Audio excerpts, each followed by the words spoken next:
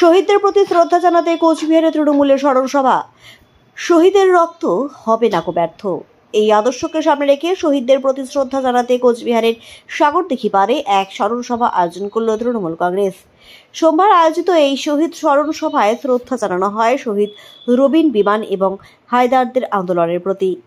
অনুষ্ঠানে উপস্থিত ছিলেন কোচবিহার পৌরসভা চেয়ারম্যান রবীন্দ্রনাথ ঘোষ, প্রাক্তন সাংসদ পার্থপ্রতিম রায়, তৃণমূল সংখ্যালঘু সেলের সভাপতি নুরুল আমিন চৌধুরী সহ অন্যান্য নেতৃবৃন্দ ও দলীয় কর্মীরা। শহীদ বেদিতে মাল্যদান ও পুষ্পার্ঘ নিবেদন করে তারা জানান, এই শহীদদের আত্মত্যাগ থেকেই প্রেরণা নিয়ে চলবে ভবিষ্যতে লড়াই। পুলিশ বিনা প্ররোচনায় সতর্ক না করে নির্দ্বিধায় গুলি চালিয়ে 3 জন যুব কর্মীকে নৃশংসভাবে হত্যা করে রবিন, বিমান, হায়দার এবং নারদ বর্মন আরও একজন গুলিবিদ্ধ হয়। অনেক দিন তারা উত্তরবঙ্গ মেডিকেল কলেজে থেকে তারা সুস্থ হয়ে বাড়ি আসে, কিন্তু নারদ বর্মনের চরুর মধ্যে এখনো গুলি কিন্তু আটকে আছে, বের করা যায়নি। সেদিনে সেই লড়াইয়ের মঞ্চে সামনের সারিতে যারা ছিল তাদের মধ্যে কিন্তু নিরঞ্জন দত্ত, শৈলেন আছে এবং দিনকার পার্থ ছিল, এটা অসীম অধিকারী বোধহয় নাম, অসীম অধিকারী ছিল, নুরুল আমিন চৌধুরী ছিল।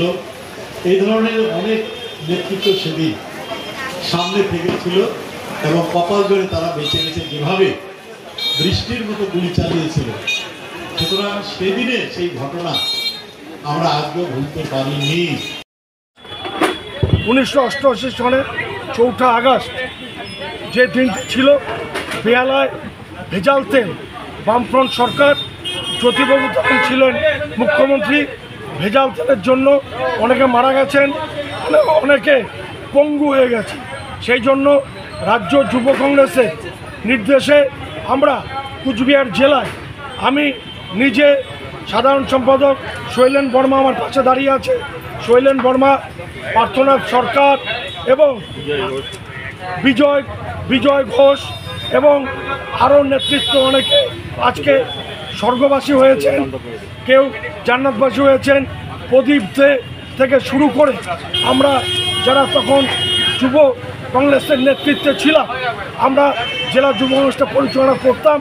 আমাদের নেতৃত্বে সেদিন কুচবিহার জেলায় 4 আগস্ট 1988 সন হাজার হাজার লক্ষ লক্ষ মানুষ সেদিন কুচবিহার জেলায় প্রতিবাদ মিছিলে সামিল হয়েছিলেন।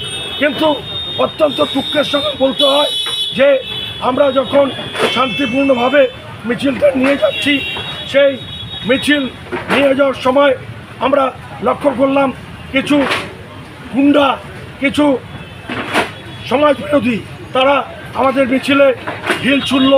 ঢিল ছোড়ার পরেই পুলিশ গুলি চালালো। আমি শৈলেন বর্মা, পার্থনাথ সরকার, প্রদীপ দে দাঁড়িয়ে আছি। আমাদের পাশেই আমার ভাই রবিন, আমার ভাই বিমান গুলি খেয়ে পড়ে গেল আমাদের সামনে। আমরা তাদের বুকে চড়িয়ে ধরে এমজে হাসপাতালে দৌড়ে গেলাম, কিন্তু এমজে হাসপাতালে যখন গেলাম তখন ডাক্তারবাবুরা অলরেডি তাদের মৃত ঘোষণা করে দিয়েছে।